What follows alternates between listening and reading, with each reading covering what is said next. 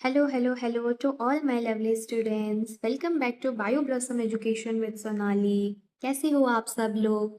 आज है हमारा सेकेंड क्लास ऑफ यूनिट 2 जिसमें हम डिस्कस करने वाले हैं अबाउट गोल्जी अपैरेटस। तो हमने स्टार्ट किया था एंडोमेम्ब्रेन सिस्टम जिसमें 4 ऑर्गेनल्स हमको पढ़ने थे। फर्स्ट एंडोप्लाज्मिक रेटिकुलम हमने डिस्कस कर लिया था बढ़िया से। आप लोग को कैसा लगा वीडियो? आप लोग ने ना ही लाइक किया ना ही कमेंट किया। आई रिक्वेस्ट आप लोग को कि अगर आप लोग को वीडियो पसंद आती है तो प्लीज़ उसे दिखाइए by hitting the like button और by commenting on the section. Okay, तो आज हम डिस्कस करने वाले हैं सेकेंड सेल ऑर्गेनेल जिसका नाम है Golgi apparatus. Okay, so let's start the class. So first point लिखा है गोल्जी अपैरेटस और गोल्जी कॉम्प्लेक्स और गोल्जी बॉडी और गोल्जियोसोम. All these are different names of Golgi apparatus. Okay. Now it was first discovered by an Italian zoologist जिनका नाम है Camillo Golgi in 1898 and this cell organelle is named after him. तो basically इसका नाम Golgi पड़ा ही क्यों बेटा? तो एक जूलॉजिस्ट थे इटाली के जिनका नाम था कैमिलो गोल्जी और उन्होंने ही इस सेल ऑर्गेनेल का डिस्कवरी किया है 1898 में। तो उनके ऑनर में इस सेल ऑर्गेनेल का नाम रखा गया गोल्जी। बट गोल्जी अपैरेटस एक ऐसा ऑर्गेनेल है जो एनिमल सेल में तो प्रेजेंट रहता ही है बेटा, but it is also present in plants and in plants it is not known as Golgi bodies, rather it is known by another name that is dictyosome. Again मैं यहाँ पे इसको highlight कर रही हूँ because it is very important. Direct question आ जाएगा कि प्लांट्स में गोल्जी बॉडीज को क्या बोला जाता है, तो answer is dictyosome. Okay, now Golgi apparatus कहाँ प्रेजेंट रहता है? तो सिर्फ यूकैरियोटिक सेल्स में प्रेजेंट है, प्लांट्स में भी है, एनिमल्स में भी है, बट प्रोकैरियोटिक सेल्स में एब्सेंट है। हाउएवर कुछ एक्सेप्शन होते हैं यूकैरियोटिक सेल्स में भी जहां Golgi apparatus is absent, like cell of fungi, male gametes of bryophytes and pteridophytes. Male gamete मतलब क्या बेटा? Sperm. Bryophytes and pteridophytes sperm में भी Golgi apparatus is absent. Then mature sieve tubes and RBC of animal. यहाँ जो RBC है that is mature RBC. और क्यों? क्योंकि मैच्योर आरबीसी में देयर इज नो न्यूक्लियस, और अगर न्यूक्लियस नहीं है तो फिर वो एंडोमेम्ब्रेन सिस्टम वाली चीज ही नहीं रहेगी। ओके, देन लास्ट पॉइंट क्या लिखा है? The Golgi's main role is to act as the cell's post office. मतलब गोल्जी अपैरेटस को हम क्या बोल रहे हैं? Post office of the cell बोल रहे हैं। क्यों बोल रहे हैं पोस्ट ऑफिस? तो जैसे एक पोस्ट ऑफिस क्या होता है, एक सेंट्रल एरिया होता है जहां पे लेटर्स का सॉर्टिंग, पैकेजिंग एंड डिस्ट्रीब्यूशन किया जाता है, वैसे ही गोल्जी बॉडी पोस्ट ऑफिस है सेल का, जहां पे जो भी चीज बन रहा है, मे बी इट प्रोटीन्स और लिपिड्स, सब चीज का प्रोसेसिंग, पैकेजिंग एंड सॉर्टिंग किया जाता है। और किस चीज का सॉर्टिंग किया जाता है? Protein and lipids that is receive from the endoplasmic reticulum. Okay, done? यहां तक समझ आया आप लोग को? ओके, नेक्स्ट स्लाइड में देखो। The number of Golgi apparatus may be up to 25,000 in a generalized plant cell, but in some algae only one Golgi apparatus is present per cell. That means अगर हम number देखें Golgi apparatus का तो it is variable. कुछ जगह में जैसे कुछ प्लांट सेल में बहुत ज़्यादा हो सकते हैं, about thousands and hundred, where is अगर हम आल्गी की बात करें तो वहाँ पे सिर्फ एक सेल में एक भी हो सकता है। नेक्स्ट अगर हम मेजरमेंट देखें तो Golgi apparatus measure about 1 to 3 micrometre, this is the symbol of micrometre, in length and 0.5 micrometre in height. Okay, then next क्या लिखा है देखो, Golgi apparatus is a component of endomembrane system of the cell, पता है हमको ये चीज। And ये क्या करता है बेटा? एक इंटरमीडिएट जैसे काम करता है between ER and plasma membrane. कैसे करता है हम देखेंगे। इतना तो हमको पता है कि ईआर में जो भी प्रोटीन एंड लिपिड्स बन रहे हैं वो सब गोल्जी अपैरेटस के पास आते हैं for the further processing. Okay, next Golgi bodies are polymorphic. Now what is the meaning of polymorphic? Poly मतलब होता है मैनी, मॉर्फ का मतलब क्या होता है बेटा? Forms. That means Golgi bodies can be present in many different forms and that means they can change their shape. Okay, next the Golgi apparatus structure is a stack of flattened membrane bound sacs called cisternae. stack मतलब क्या समझ रहे हो बेटा? Stack मतलब होता है एक के ऊपर, जैसे एक स्ट्रक्चर है उसके ऊपर फिर एक स्ट्रक्चर फिर उसके ऊपर एक स्ट्रक्चर, ऐसे मतलब जो एक पाइल्स जैसा चीज बन रहा है ना, उसको बोला जाता है स्टैक। तो यहाँ पे अगर हम देखें पूरे स्ट्रक्चर में, तो यहाँ पे बहुत सारे मेम्ब्रेन बाउंड सेक्स, जिसको कि सिस्टर्नी बोला जाता है, उसका स्टैक प्रेजेंट है और उसी को हम गोल्जी बॉडी बोल रहे हैं। अब आप बोलोगे मैम सिस्टर्नी तो ईआर में भी था, गोल्जी में भी प्रेजेंट रहता है, तो हाँ बेटा गोल्जी में भी रहता है, बट दोनों में डिफरेंस है। क्या डिफरेंस है वो मैं आपको बताऊंगी आगे। नेक्स्ट अगर हम बात करें स्ट्रक्चर ऑफ गोल्जी एपारेटस, तो this is the structure of Golgi apparatus बेटा। ये 2D डायग्राम है और ये 3D स्ट्रक्चर है। कॉपी में आपको जो करना है वो आपको ये स्ट्रक्चर करना है, ठीक है। तो पहले हम ये स्ट्रक्चर समझ लेते हैं, फिर मैं 3D में भी आपको चीज़ें बता दूंगी। तो अगर हम बात करें गोल्जी एपारेटस के 2 फेसेस होते हैं बेटा, एक होता है सिस फेस, एक होता है trans face. Okay, now what is cis face? Cis face वो फेस होता है गोल्जी एपारेटस का जो ईआर की तरफ है, दैट मीन्स यहाँ होगा ईआर, और ईआर की तरफ जो मुंह है या जो फेस है गोल्जी एपारेटस का, उसको हम बोलते हैं सिस फेस। ना सिस फेस में होता क्या है बेटा, ईआर क्या कर रहा है, प्रोटीन्स एंड लिपिड्स बना रहा है और उसको वेसिकल के फॉर्म में किसको भेज दे रहा है, गोल्जी एपारेटस को। तो ईआर से जो वेसिकल्स आ रहे हैं, जिनको हम बोलेंगे इनकमिंग ट्रांसपोर्ट वेसिकल, वो जिस फेस में आते हैं उसको बोला जाता है सिस फेस। यानी सिस फेस को हम और क्या बोल सकते हैं बेटा, फॉर्मिंग फेस, और हम इसको क्या बोल सकते हैं, convex face. Cis face, forming face, convex face, इसका काम क्या है, it will receive the vesicles from the ER, और ये वेसिकल में क्या प्रेजेंट है, या तो प्रोटीन या तो लिपिड। अब ये वेसिकल एंटर कर रहा है इनटू द गोल्जी एपारेटस। अब अगर हम गोल्जी एपारेटस का बात करें, तो गोल्जी एपारेटस में भी बेटा सिस्टर्नी प्रेजेंट होता है, जैसे कि ईआर में था। यहाँ पे भी कुछ sac like structure, long, flattened, parallel to each other structures are arrange, जिसको हम बोलते हैं सिस्टर्नी। तो अब आप पूछोगे कि मैम सिस्टर्नी यहाँ पे भी है, सिस्टर्नी ईआर में भी था, तो फिर डिफरेंस क्या है? तो डिफरेंस ये है बेटा कि गोल्जी एपारेटस के सिस्टर्नी में कोई भी राइबोसोम्स प्रेजेंट नहीं होते हैं, दैट मीन्स ये एक टाइप का एसईआर के जैसा स्ट्रक्चर होता है। ओके, देन सिस्टर्नी के अंदर जो स्पेस है दैट इज ल्यूमेन। तो अब ये वेसिकल्स आ रहे हैं और ये धीरे धीरे मेच्योर होते जाएंगे बाय क्रॉसिंग वन सिस्टर्नी, और एट लास्ट जो हमारे पास सिक्रेटोरी प्रोडक्ट्स फॉर्म होंगे, जिसमें प्रोटीन का मॉडिफिकेशन हो चुका है, लिपिड का मॉडिफिकेशन हो चुका है, उनका पैकेजिंग हो चुका है, अब उस वेसिकल को बोला जाएगा सिक्रेटोरी वेसिकल। तो जब भी यहाँ ल्यूमेन में जो भी काम है, सॉर्टिंग, पैकेजिंग, वो सब कंप्लीट हो जाएगा, तो न्यूली फॉर्म्ड वेसिकल ऐसे बर्ड ऑफ हो जाएगा and it will form a secretory vesicle, और इस फेस को बोला जाता है ट्रांस फेस। यानी ट्रांस फेस को हम और क्या बोल सकते हैं, मैच्योरिंग फेज, क्योंकि यहाँ पे जो काम होना था गोल्जी एपारेटस के पास वो काम हो चुका है और अब सिक्रेटोरी वेसिकल्स रेडी हैं। इसको ऑल्सो हम बोल सकते हैं कनकेव फेस। ओके, और एक चीज यहाँ लिखा है गोल्जियन वैक्यूल्स, मतलब क्या समझ रहे हो बेटा, वेसिकल और वैक्यूल्स में डिफरेंस क्या है? तो डिफरेंस ये है बेटा कि जो वेसिकल्स होते हैं वो स्मॉल साइज के होते हैं एंड स्पेरिकल होते हैं, वैक्यूल्स भी स्पेरिकल होते हैं but they are larger size. और वैक्यूल का काम क्या होता है बेटा, स्टोरेज। तो यहाँ पे जो गोल्जियन वैक्यूल्स है वो भी क्या करते हैं, स्टोर करते हैं वेस्ट आइटम्स को, या मतलब जो भी चीज स्टोर करना है उसको स्टोर करके रखते हैं। ऑल्सो ये लोग टर्जिडिटी को मेंटेन करते हैं सेल का। वेरेज वेसिकल का बात करूं तो इनका काम होता है कि ये लोग ट्रांसपोर्ट करते हैं मटेरियल्स का, and that is the reason vesicles are mobile in nature. ये लोग मूव करेंगे, जाके फ्यूज हो जाएंगे विथ एनी सेल ऑर्गेनेल और with plasma membrane, but Golgian vacuoles are not mobile, they are fixed, वो लोग फिक्स्ड रहते हैं। Also they do not fuse with plasma membrane. Okay, तो that is the difference. Golgi body में vesicles भी form हो रहे हैं, वैक्यूल्स भी फॉर्म हो रहे हैं, but they differ in their size and function. Done, इतना तक समझ आ गया। उसके बाद ये है 3D डायग्राम।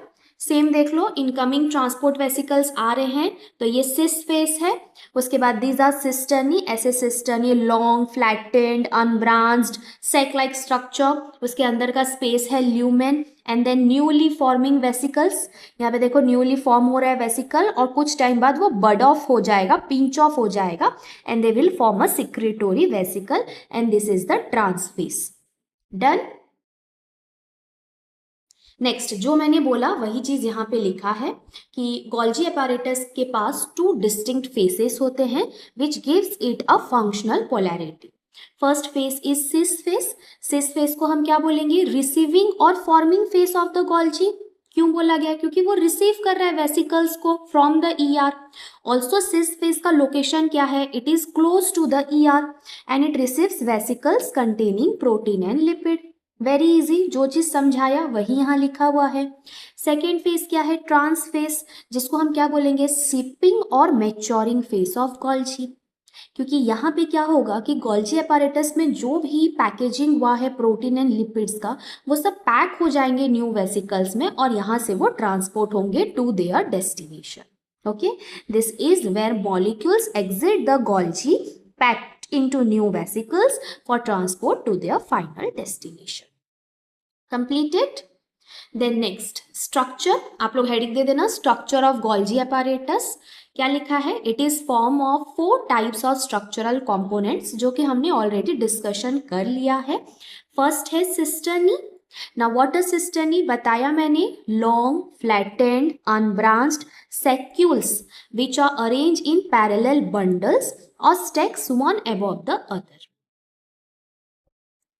सेक्यूल्स का मतलब होता है बेटा सेक लाइक, मतलब बोरी जैसा है, और एक के ऊपर, स्टेक्स मतलब होता है एक के ऊपर एक अरेंज होके है और पैरेलल बंडल्स में अरेंज होके है। नाउ एक सिस्टर्नी के पास अबाउट 4 to 8 सेक्यूल्स होते हैं जो लोग स्टेक में अरेंज है, that means one above the another, like this stacks में अरेंज होके हैं and these are concentrically arrange near the nucleus, means nucleus को कवर करके अरेंज्ड है ना। सेकेंड स्ट्रक्चर क्या है, टिब्यूल्स। अब आप बोलोगे मैडम आपके डायग्राम में तो टिब्यूल्स नहीं था, तो उस डायग्राम में नहीं था बेटा, इस डायग्राम में है टिब्यूल्स। ओके, यहाँ पे चारों स्ट्रक्चर है, cisternae, tubules, vacuoles and vesicles. Okay, so basically the tube like structure before forming vesicle. Cisternae क्या कर रहा है, धीरे धीरे चेंज कर रहा है अपनी शेप को, तो जब वो ट्यूब लाइक हो जाता है and just before the budding of vesicles the structure is tubule. Okay, now क्या लिखा है, branched irregular tube like structures and they are associated with cistern. Third क्या हो जाएगा, वैक्यूल्स। तो मैंने बोला वैक्यूल्स लार्ज शेप पे रहते हैं, स्पेरिकल स्ट्रक्चर्स रहते हैं, टिब्यूल्स के साथ एसोसिएट होके रहते हैं और इनका काम रहता है स्टोरेज। फोर्थ में लिख देना है वेसिकल्स, कैसे होते हैं, स्मॉल स्ट्रक्चर होते हैं, spherical, arise by budding from tubules. तो मैंने यही चीज आपको इस डायग्राम में बताई कि सिस्टर्नी के बाद जो स्ट्रक्चर हो, सिस्टर्नी धीरे धीरे चेंज हो रहा है, ट्यूब लाइक स्ट्रक्चर्स में जब आ रहा है तो वो ट्यूब लाइक स्ट्रक्चर से ही क्या होगा, बर्ड ऑफ होके वेसिकल्स फॉर्म होंगे। डन। और वेसिकल्स का काम क्या है, they are filled with secretory materials and as a result transport में हेल्प कर रहे हैं। Okay, then next is the functions of Golgi apparatus. But before आप लोग को मैं ये फंक्शन समझाऊं, मैं चाहती हूँ कि मैं आप लोग को यहाँ पे पहले एकदम ब्रीफली फंक्शंस याद करवा दूं गोल्जी अपैरेटस का। ओके, तो यहाँ पे एक वर्ड लिखा हुआ है स्टैम्प। ओके, ये वर्ड तो सबको पता है स्टैम्प। अब ये स्टैम्प्स वर्ड से हम लोग याद कर लेंगे गोल्जी अपैरेटस क्या क्या फंक्शन करता है। Okay, now first S stands for secretion. तो ऑब्वियसली बेटा गोल्जी अपैरेटस क्या कर रहा है, सिक्रेशन में हेल्प कर रहा है। जो भी protein and lipids endoplasmic reticulum से बन के आ रहे हैं जो कि रॉ है, उनको गोल्जी अपैरेटस क्या करता है, सिक्रेट करके पैक कर देता है इन सिक्रेटोरी वेसिकल्स एंड उसको फिर ट्रांसपोर्ट करवा दे रहा है।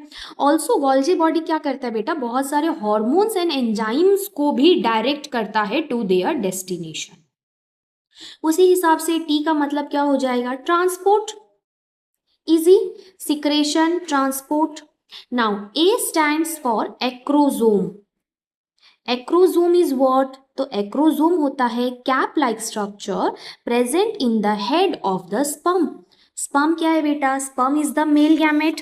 अगर आप लोग स्पर्म का स्ट्रक्चर देखोगे तो the structure is something like this. Sperm के पास होता है एक हेड पार्ट और एक होता है टेल पार्ट। अब हेड में क्या प्रेजेंट है? हेड में प्रेजेंट रहता है न्यूक्लियस और हेड में प्रेजेंट रहता है एक कैप लाइक स्ट्रक्चर। इसी कैप लाइक स्ट्रक्चर को बोला जाता है एक्रोजोम।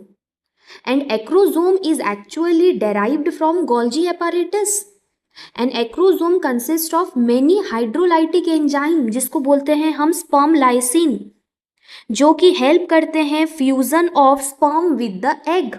और एक्चुअली ये एक्रोजोम एक ड्रिलिंग मशीन की तरह काम करता है और जाके एग की जो आउटर लेयर्स हैं उसमें पेनिट्रेट करता है। दैट मीन्स अगर मैं ब्रीफली बोलूं, acrosome is a modification of Golgi apparatus।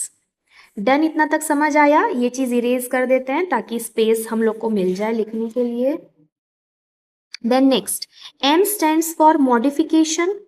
तो गोल्जी apparatus में मॉडिफिकेशन का भी रोल हो रहा है। किसका मॉडिफिकेशन होता है? Proteins and lipids.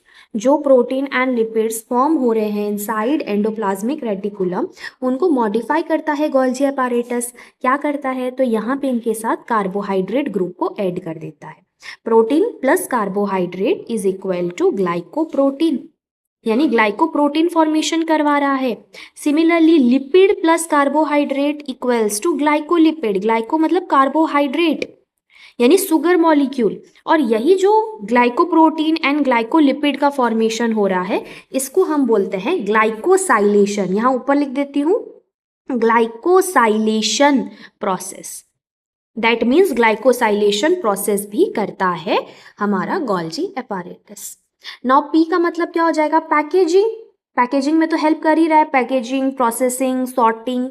And S का मतलब क्या होगा बेटा? एस मतलब होता है sugar formation. That means Golgi apparatus sugar formation में भी हेल्प कर रहा है। कैसे? तो गोल्जी apparatus क्या करता है? जितने भी सिंपल सुगर्स हैं उनको कन्वर्ट कर देता है into complex sugars. Okay, simple sugar that means monosaccharide form को लिंक करते जाता है। बहुत सारे मोनोसाकाराइड फॉर्म्स को आपस में एंजाइमेटिकली लिंक कर करके कॉम्प्लेक्स सुगर यानी पॉलीसाकाराइड फॉर्म में ले आता है। Okay, all these are the functions, major functions of Golgi apparatus। और वही सब चीज यहाँ पे लिखा हुआ है जिसको हम वन बाय वन पढ़ लेंगे। ठीक है, क्या लिखा है? Golgi apparatus is multi functional and essential for cell secretory pathway. क्या क्या करता है Golgi apparatus? Modify, shorts and packages a wide variety of molecules. Now first function क्या है? Modification of protein and lipids. तो जैसे ही protein and lipids Golgi cisternae में ट्रेवल करते जाते हैं, वो लोग मॉडिफाई होते जाते हैं। दैट मीन्स क्या होता है? तो यहाँ पे होता है ग्लाइकोसाइलेशन प्रोसेस। और उसका मतलब क्या है? Addition of carbohydrate groups to form glycoprotein and glycolipid. बता दिया मैंने आपको ये चीज़। और भी मॉडिफिकेशंस होते हैं जैसे फॉस्फोराइलेशन, मतलब क्या? Addition of phosphate group, sulphation, addition of sulphur group. ये सब मॉडिफिकेशंस भी होते हैं गोल्जी apparatus में। Done? Then next number 2 point क्या हो जाएगा? Sorting and packaging. तो गोल्जी apparatus मैंने आपको बताया था एक पोस्ट ऑफिस की जैसे काम करता है, एक सॉर्टिंग सेंटर जैसे काम करता है। तो जो भी molecules, protein, lipids endoplasmic reticulum से आ रहे हैं उनको पैक करके उनके डेस्टिनेशन तक पहुंचाने का काम करता है गोल्जी apparatus। ऑल्सो ये क्या करता है बेटा? टैगिंग प्रोसेस करता है। टैग मतलब समझ लो, जैसे हम कोई भी नया कपड़ा लाते हैं उसमें टैग लगे रहते हैं, जो ब्रांड का वो कपड़ा है, हम जहाँ से वो कपड़ा ला रहे हैं उस ब्रांड का, उस सेंटर का, उसमें टैग लगा हुआ रहता है। ओके, तो ये भी क्या करता है? सारे मॉलिक्यूल्स जो भी इसके पास आ रहे हैं पहले उनको सॉर्ट करेगा और उनमें टैग्स लगा देगा एक एक, ताकि उनको उनके डेस्टिनेशन तक पहुंचाने में ईजी हो। ओके, फॉर एग्जाम्पल जो भी प्रोटीन्स को लाइसोजोम्स के पास जाना है उसमें गोल्जी apparatus एक टैग ऐड करता है जो कि है मानो 6 फॉस्फेट टैग। जो भी प्रोटीन्स को लाइसोजोम तक जाना है या लाइसोजोम बनना है, उस प्रोटीन्स को मानो 6 फॉस्फेट का टैग लगा देता है गोल्जी apparatus। और जब टैगिंग हो गया, सॉर्टिंग हो गया, तो फिर वो मॉलिक्यूल्स को पैक किया जाता है वेसिकल्स के फॉर्म में and then they bud off from the trans face. ये हमने देखा है already. Okay, then next number 3 function is formation of lysosome. Golgi plays a critical role in creating lysosome. Now क्या होता है, अगर हम एक तरीके से बोलें तो गोल्जी बॉडी से ही लाइसोजोम बन रहा है। जब गोल्जी बॉडी में जो वेसिकल्स फॉर्म हो रहे हैं, अगर वो वेसिकल्स में हाइड्रोलाइटिक एंजाइम्स पैक हो जाते हैं तो वही वेसिकल आगे जाके लाइसोजोम बन जाता है। समझ आया? देखो लिखा है, it packages hydrolytic enzyme into vesicle. Golgi body कुछ हाइड्रोलाइटिक एंजाइम्स को वेसिकल के रूप में पैक कर देता है, जो कि फिर लाइसोजोम ही बन जा रहे हैं, जिनको हम लोग बोलते हैं सेल डाइजेस्टिव और waste recycling organelles. Then next लिखा है number 4, cell wall synthesis in plants. That means plant में सेल वॉल सिंथेसिस भी करवा दे रहा है गोल्जी एपारेटस। कैसे? It synthesize the complex polysaccharide require for the formation of cell wall. तो मैंने बोला गोल्जी एपारेटस शुगर फॉर्मेशन में हेल्प करते हैं। तो प्लांट सेल किस चीज से बना हुआ रहता है बेटा? Cellulose. Plant cell is made of cellulose and cellulose is a complex carbohydrate. It is a polysaccharide. तो ये polysaccharide को भी synthesize करने का काम है गोल्जी apparatus का. And the last function is secretion. तो गोल्जी apparatus क्या कर रहा है? पैकेजिंग कर रहा है. It direct molecules like hormones and enzymes इनको पैक कर देता है सिक्रेटोरी वेसिकल्स में और फिर उनको सेल के बाहर रिलीज कर देता है। अगर सेल के अंदर काम है तो सेल के अंदर रिलीज करेगा, अगर सेल के बाहर काम है किसी चीज़ का, किसी हार्मोन का या किसी एंजाइम का, तो उसको वेसिकल के फॉर्म में पैक करके सेल के बाहर रिलीज कर देगा वाया एक्सोसाइटोसिस प्रोसेस। डन? समझ आया इतना तक आप लोग को? The major functions of Golgi apparatus ऐसे ही आपको कॉपी में लिखना है और एग्जाम में भी लिखना है। दैट्स इट बच्चों, हमारा ये टॉपिक कंप्लीट होता है। आई होप आप लोग को चीज़ें अच्छे से समझ आई है। अगर आप लोग को ये वीडियो हेल्पफुल लगा है और आपको इसका कंटेंट पसंद आता है तो प्लीज़ लाइक बटन को हिट कर दीजिएगा और अपने दोस्तों के साथ शेयर करिए। ट्राई कीजिए कि आप भी इस वीडियो को सब तक पहुंचा सकें जिनके लिए ये हेल्पफुल बने। और अगर आपको कोई भी प्रॉब्लम है, किसी भी चीज़ से डाउट है, तो आप मुझे कमेंट सेक्शन में बिल्कुल पूछ सकते हैं। And thank you, keep learning, stay tuned because the next video is coming very soon. Bye.